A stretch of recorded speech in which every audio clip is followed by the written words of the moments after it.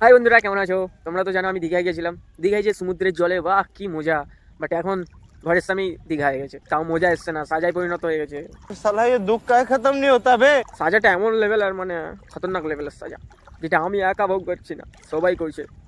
তারপরে তো ঘরকে গেলেও আবার সমস্যা।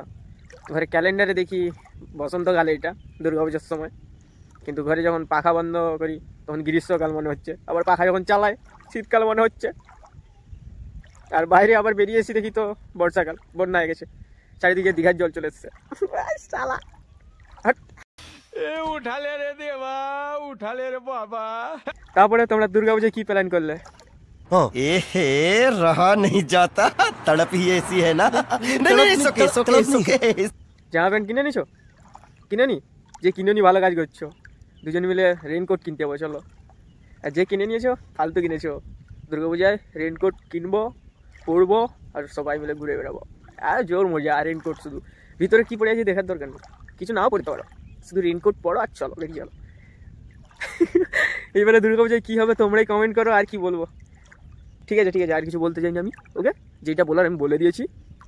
একটা লাইক তো চাই, একটু হাসি থাকলে মুখে।